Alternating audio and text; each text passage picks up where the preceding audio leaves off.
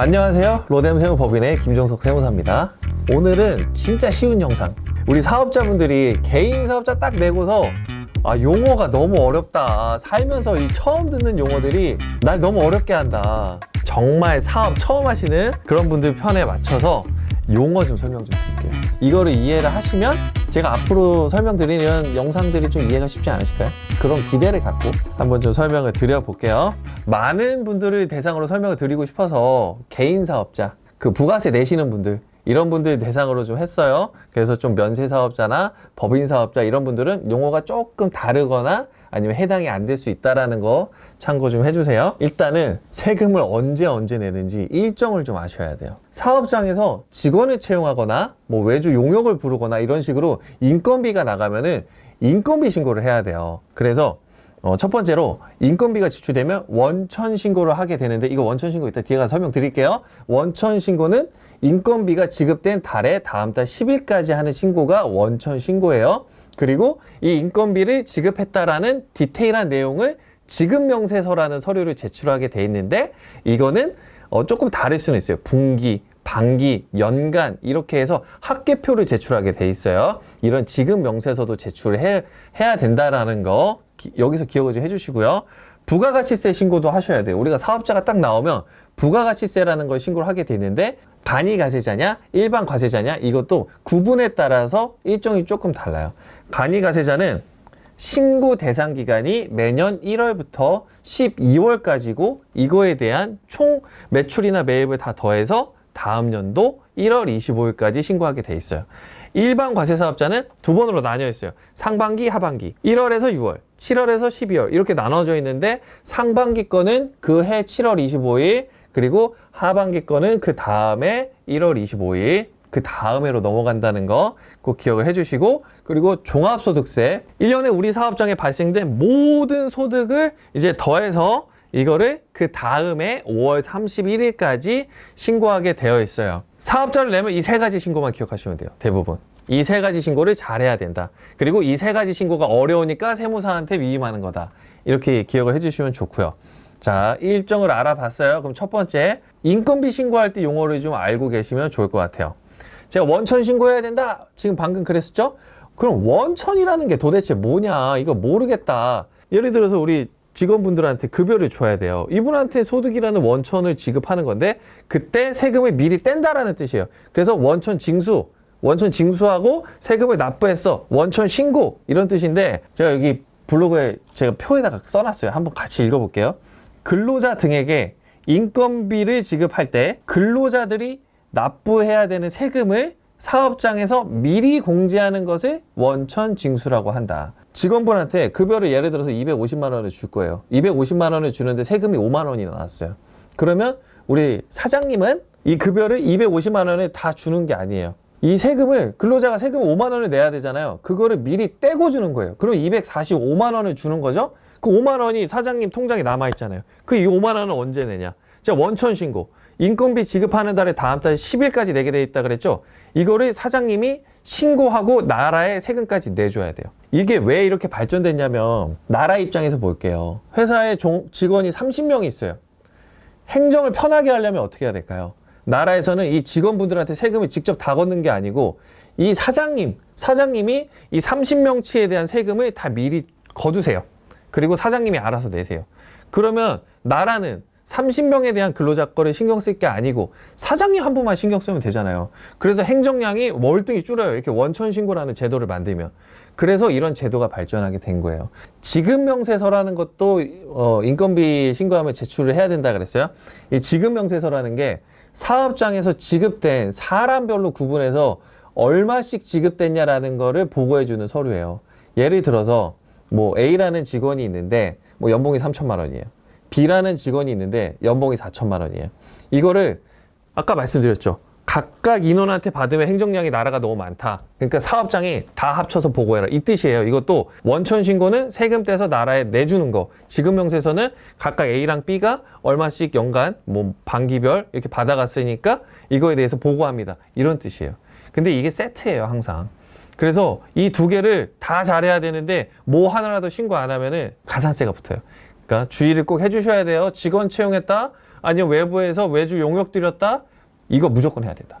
꼭 기억을 해주시고요. 그리고 직원 채용하면은 4대 보험 신고해야 되는데 이렇게들 많이 알고는 계신데 어떻게 하는지 모르거든요. 용어도 모르겠고. 4대 보험은 용어가 조금 달라요. 취득 신고한다 그래요. 취득 신고. 직원이 입사를 했으면은 이거에 대해서 4대 보험 공단, 국민연금, 건강보험, 고용보험, 산재보험 이 공단에 각각 취득 신고를 해줘야 돼요. 그리고 직원이 퇴사했어요. 그러면 상시 신고라는 거 해줘야 돼요. 취업하면 취득 신고, 퇴사하면 상시 신고. 이거 용어 기억해 주셔야 돼요. 그리고 요게 또 원천 신고랑 세트예요. 이게 공단은 달라요. 원천 신고는 국세청에 신고해 주는 거고 4대 보험은 4대 보험 공단에 신고해 주는 건데 이게 국세청이랑 4대 보험 공단이 항상 되게 긴밀하게 움직여요. 그래서 이게 사업 초보이신 분들이 하나만 신고하셔. 세무사 안 끼신 분들이 꼭 하나만 하셔요. 4대 보험만 취득하고 국세청이 신고 안 하고 국세청이 신고했는데 4대 보험 신고 안 하고 이게 양쪽으로 어차피 다 드러나요. 다 발각나고 과태료 나오고 가산세 나오고 막 이상해져요. 그러니까 웬만하면은 이 세 가지는 세트로 움직이셔야 된다. 네, 꼭 기억을 해주세요. 그리고 또 많이 듣게 되시는 게 사업하다 보면은 뭐 프리랜서 고용했다, 뭐 사업소득자 고용했다, 3.3% 뭐 줬다 이런 얘기 듣는데 되게 어려워하시거든요. 3.3%는 뭐고 프리랜서는 뭐 이게 다 똑같은 뜻이에요. 세법에서 어떻게 이걸 정해놨냐면 제가 감독님이 예를 들어서 그냥 프리랜서 그냥 사업자 등록 없이 개별적으로 움직이는 사람이에요. 감독님이 저를 촬영해 주셨으면 저는 어떻게 할까요? 세법에서 이 촬영에 대한 용역을 드린 거니까 제가 감독님한테 예를 들어 300만 원을 드려야 되면은 3.3%를 원천 징수하고 줘라. 이렇게 세법에서는 정의되어 있어요. 아까 직원 월급 줄 때도 원천 징수 하라고 했죠? 마찬가지. 외주 용역자들한테도 원천 징수라는 거를 하게 돼 있는데 그거를 세법에서 3.3%로 정해놓은 것 뿐이에요. 제가 그 감독님한테 이제 300만 원에 대한 촬영비를 드려야 될 때 300만 원을 다 드리는 게 아니고 3.3%를 원천 징수하고 290만 1,000원에 드리면 되는 거겠죠. 이렇게 이해를 하시면 돼요. 이게 결국은 3.3% 떼고 드렸다. 뭐 프리랜서를 고용했다. 이 뜻이 다 결국 그 뜻이라는 거예요. 사업하시면서 초반에 이거 잘 모르시는데 기억을 해주시고요. 인건비는 너무 또 딥하게 들어가면 또 산으로 갈 수 있으니까 여기까지만 설명을 잠깐 드리고 부가가치세 관련된 회계나 세무 용어를 좀 설명을 드릴게요. 조금 많아요. 블로그 표 보면서 따라오세요. 간이가세자, 일반과세자 이거 들어만 보셨을 거예요. 간이가세자는 세법에서 일단 전제 조건이 소비자를 대상으로 물건을 팔아야 돼요. 음식점, 뭐 노래방, 아니면 뭐 카페, 뭐 전자상거래도 소비자를 대상으로 온라인으로 물건을 파는 거죠. 이런 업종들이 매출이 작으면 간이가세자 발급이 가능한 거예요. 매출 1억 400만 원, 이번에 올랐죠. 1억 400만 원으로. 연간 1억 400만 원을 안 넘어가는 소비자 대상 업종이면은 간이가세자 발급이 가능하다. 간이, 이거 뭔가 이름부터 뭔가 쉬워 보이죠? 쉽게 신고를 할 수 있고요. 세금도 조금 나와요. 일반 과세자보다. 부가가치세를 일반 과세자가 1,000만 원 내야 될 거를 간이가세자는 뭐 100만 원 내게 되고 200만 원 되고 300만 원 되고 뭐 이렇게 적게 나올 수 있는 구조를 만들어 준 거예요. 그러니까 결국 영세사업자 지원책인 거예요. 간이가세자는. 근데 일반 과세사업자는 뭐냐? 간이가 안 된 분들이 다 일반이에요. 일반적인 부가가치세법을 적용받는 사업자가 다 일반이다. 그러니까 간이가 아니면 일반이다. 이렇게 이해를 해주셔도 돼요.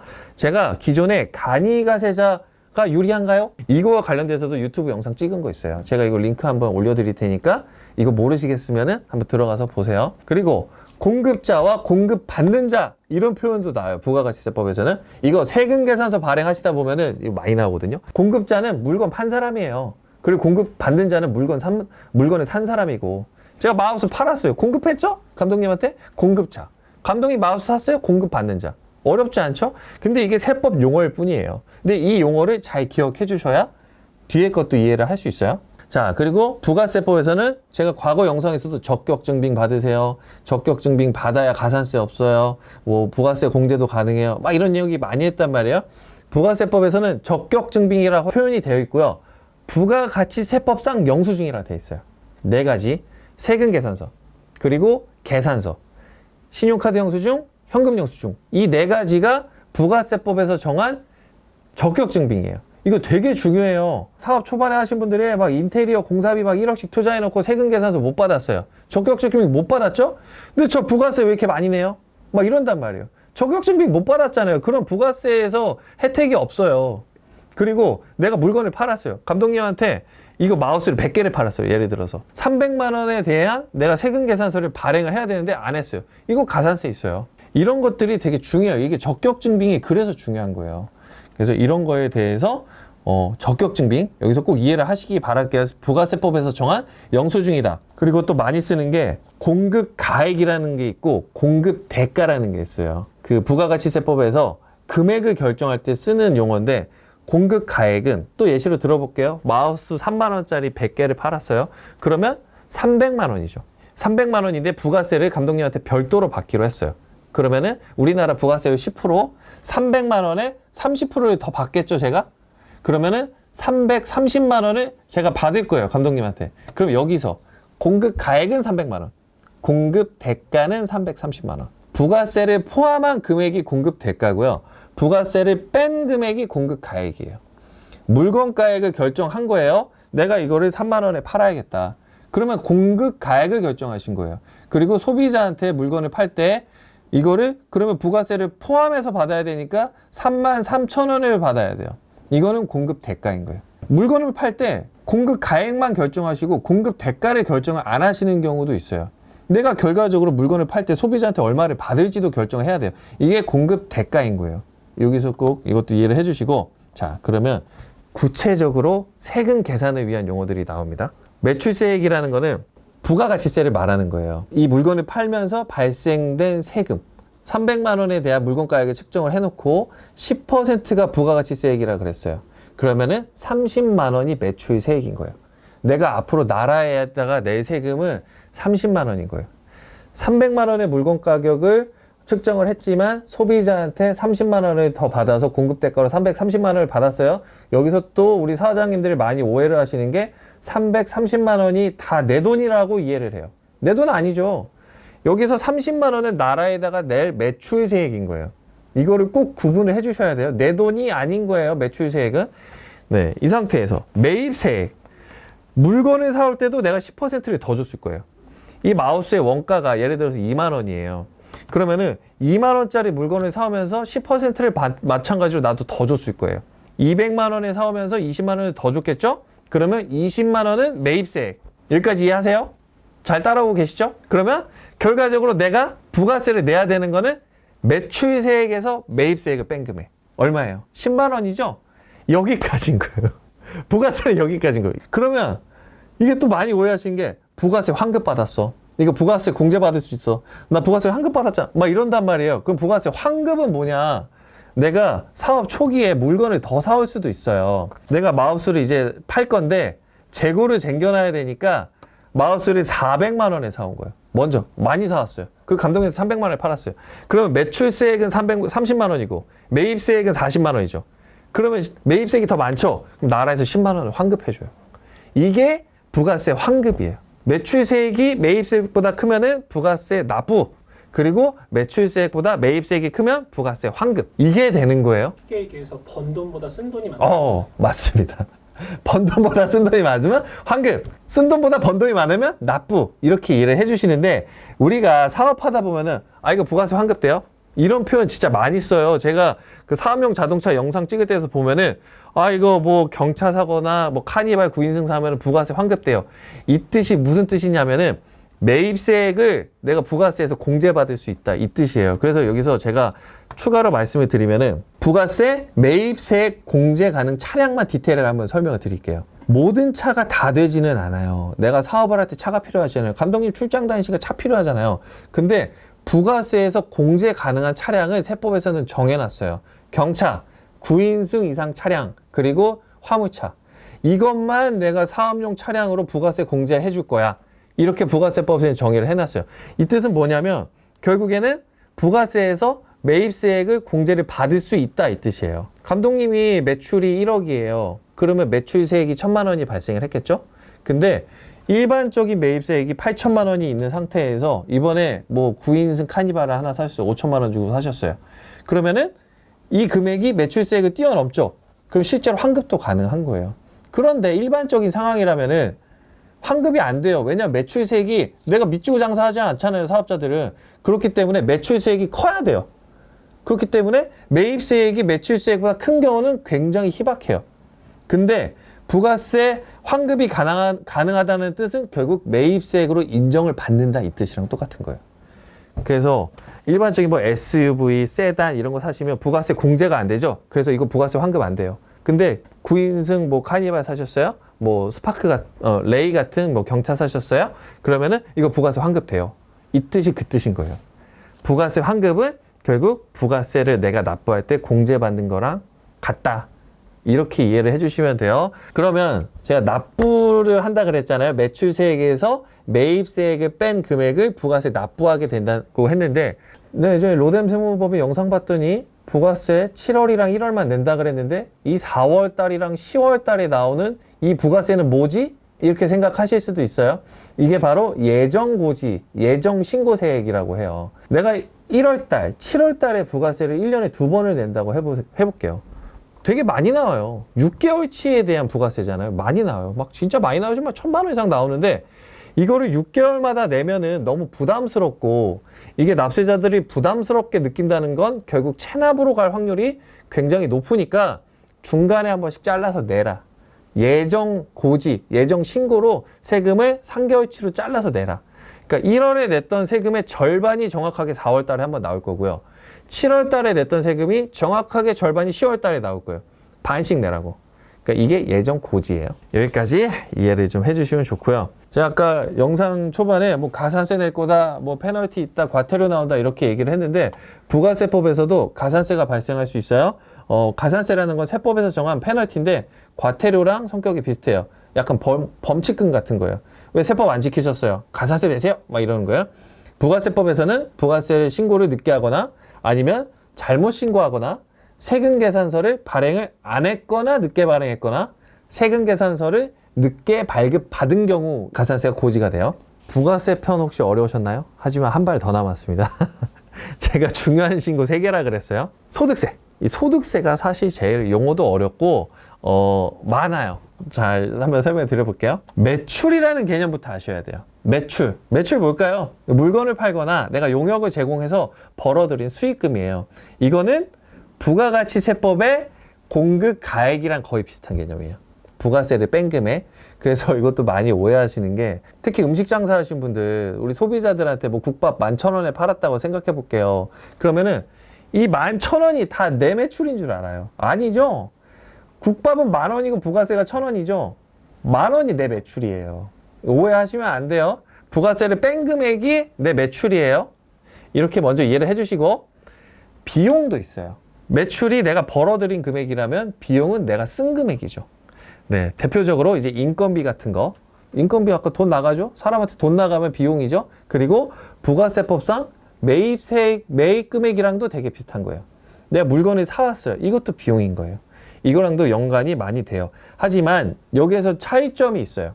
부가세법에서는 적격 증빙을 받아야만 매입세액으로 인정을 받는다고 했죠. 하지만 소득세법에서는 개념이 약간 달라요. 소득세법에서는 객관적인 증빙을 갖고 와라. 그러면 비용으로 인정해 주겠다. 객관적인 증빙 뭘까요? 부가세법에서 정한 적격 증빙을 받으면 이건 그냥 객관적인 증빙. 오케이. 그런데 객관적이라는 게 뭐예요? 너한테 물어봤을 때 이거 비용 맞을까요? 이 뜻이잖아요. 그러니까 너한테 물어봤는데 비용. 계약서 썼어요. 실제로 통장에서 돈 나갔어요. 이런 것들이 객관적이잖아요. 소득세법에서는 이것도 인정을 해줘요. 그래서 객관적인 증빙. 그래서 예시로 들어봤습니다. 부가세에서 이거 진짜 많이 헷갈려 하세요. 나 임차료 줬어요. 건물주한테 임차료 줬는데 건물주가 예를 들어서 사업자가 없대요. 그래서 세금계산서 발행을 못 해준대요. 그러면 한 달에 월세 낸 거에 대해서 부가세 매입세액 공제는 안 돼요. 그런데 비용 처리는 가능한 거예요. 소득세에서. 한 달에 200만 원씩 줬는데 이거에 대해서 부가세 공제는 안 되지만 소득세에서 비용 처리는 가능하다. 왜냐? 돈 주고 계약서 있잖아요. 이렇게 객관적인 증빙으로도 소득세에선 비용 처리가 가능하다. 이런 차이가 있다라는 거. 그리고 이 비용 처리에는 종류가 좀 다양한데 이런 용어도 좀 많이 헷갈려요. 기업 업무 추진비라는 용어도 있어요. 제가 감독님이랑 사업하잖아요. 감독님은 저한테 기장 맡겨주시고 저는 감독님한테 이런 촬영을 의뢰를 했어요. 이런 거래 관계를 원활하게 하기 위해서 제가 감독님한테 선물 한 번씩 드릴 때 있잖아요. 감사합니다. 밥도 사기도 하고 이런 성의를 표시하잖아요. 그럼 감독님 경조사 같은 거 있으면 제가 챙기겠죠? 이런 게 접대비인 거예요. 거래처와의 이 관계를 원활하게 위해 투입된 금액. 이게 접대 막 이러니까 안 좋게 생각하시는 분들이 있어요. 의외로.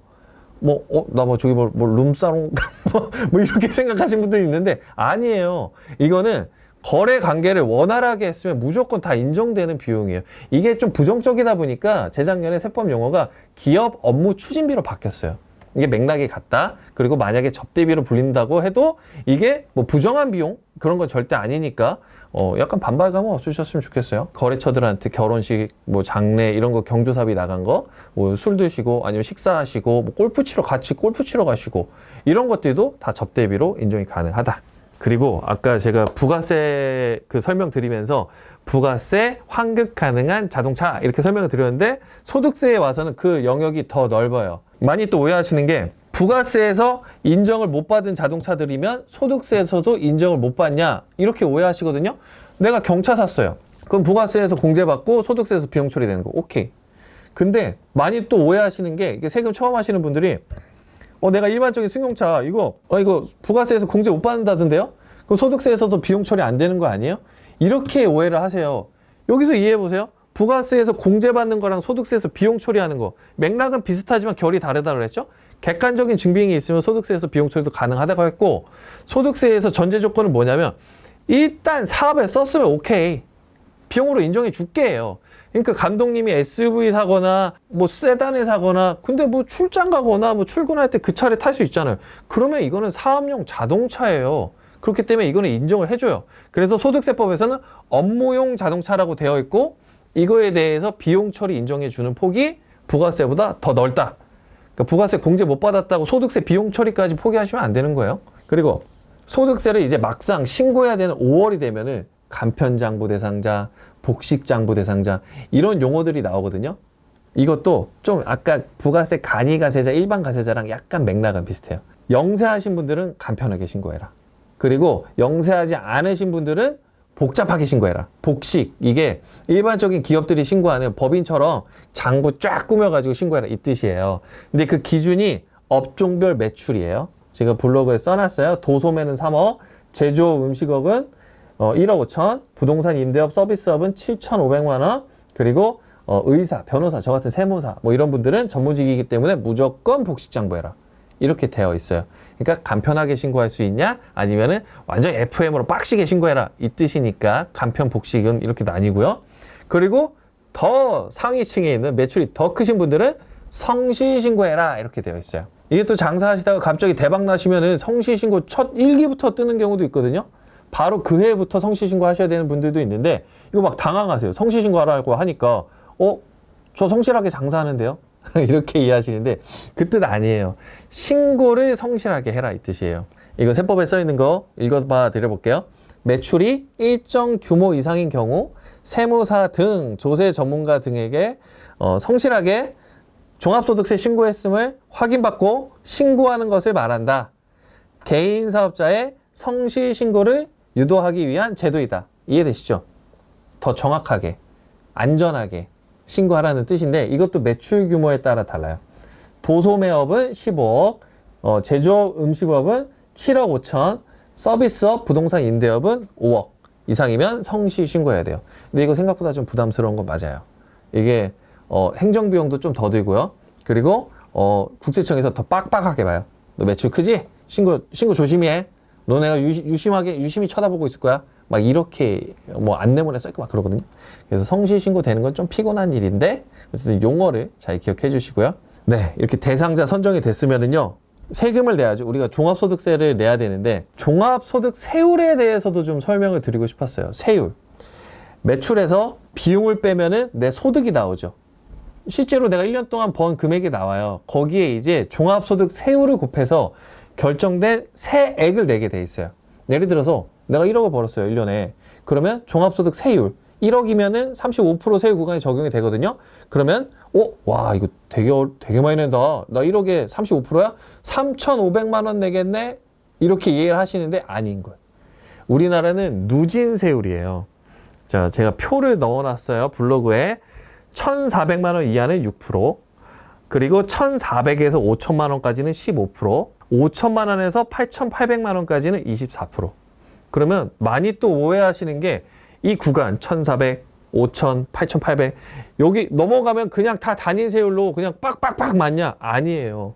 이 금액이 올라가면서 세율이 1억이에요. 제가 아까 1억이라고 그랬죠? 1억 중에 1,400만 원은 6%고 1,400에서 5,000까지는 15%고 5,000에서 8,800까지는 24%고 8,800에서 1억까지 내가 실제로 번 데까지는 35%인 거예요.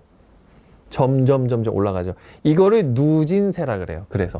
그래서 누진 공제라는 것도 있어요. 제가 1억 기준으로 제가 한번 볼게요.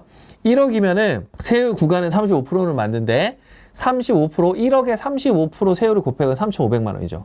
근데 이거를 다 내는 게 아니에요. 누진 공제 밑에 구간은 제가 세율이 낮다 그랬잖아요.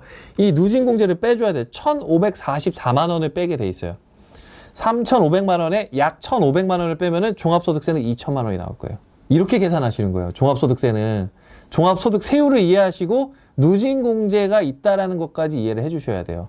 와, 세율 뛰니까 세율 나 엄청 많아요. 이게 그러면은 나 그러면은 이거 1,400만 원 구간 안 넘어야 되는 거 아니야? 15% 적용 안 받으려면? 살짝 넘으면 밑에는 어차피 6%예요. 살짝 넘은 구간만 15%가 적용이 된다는 거. 이거 되게 많이 오해하세요. 이거 이해해 주셔야 돼요. 자, 세액이 계산이 됐습니다. 내 소득에 세율을 곱하고 아까 1억 돈 벌었다고 그냥 가정해 볼게요.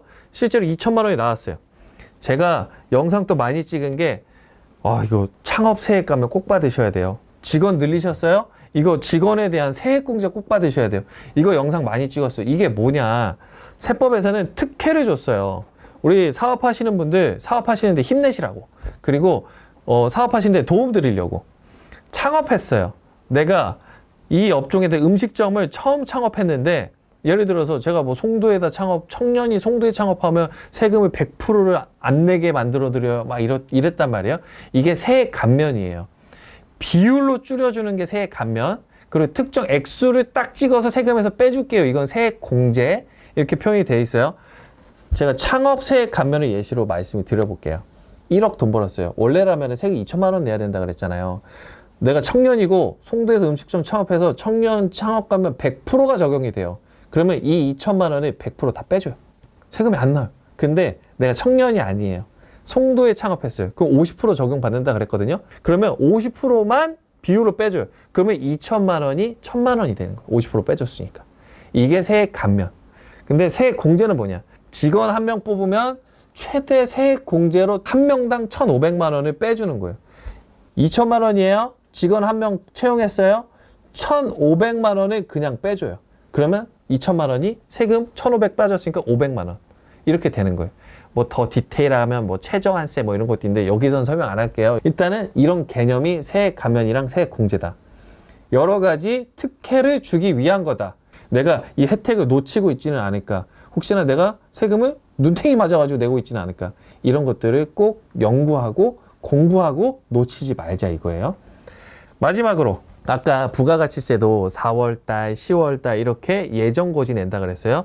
종합소득세는 1년에 한 번 5월달에 내는 거예요. 이것도 세금이 많이 나오니까 부담스러울 수 있겠죠. 그러니까 이걸 또 뚝 잘랐어요. 그 뚝 자르면 언제? 5월달 냈으니까 6개월 뒤인 11월달에 소득세 중간예납이라는 걸 내게 돼 있어요. 로뎀스 법인에서 소득세 5월달에 낸다 그랬는데 아니에요. 11월달에 5월달에 낸 거 절반 내게 돼 있어요. 그래서 한번 뭐 1,000만 원 냈으면은 이때 가서 500만 원 내고 내년에 한 바퀴 돌면은 원래 또 1,000만 원 나왔는데 이때 반 내놨네? 그러면 5월달에 500만 원만 내겠네? 이렇게 이해를 해 주시면 되는 거예요. 기본 용어에 대해서는 쭉 설명을 드린 거고 이것보다 더 어려운 용어는 이제 고급진 용어들이에요. 사실. 그거는 점점 사업하시면서 익숙해지신 상태에서 제가 또 고급 용어편 이런 것도 한번 나중에 준비해 볼 테니까 초보 용어편은 여기에서 좀 이해를 해주시고 사업하는데 많은 도움 되시기를 바라겠고요. 이 영상 찍은 이유는 뭘까요? 억울한 세금 내지 마셔라. 모르셔가지고 이런 용어 헷갈리셔가지고 억울한 세금 내지 마시고 세액 감면이나 세액 공제 꼭 잘 챙겨 받으시고 소득세에서는 부가세에서는 매입세액 공제 꼭 잘 받으셔가지고 세금 아끼셔라. 이게 포인트니까 절세하시고 부자 되시기를 바랄게요. 네, 감사합니다.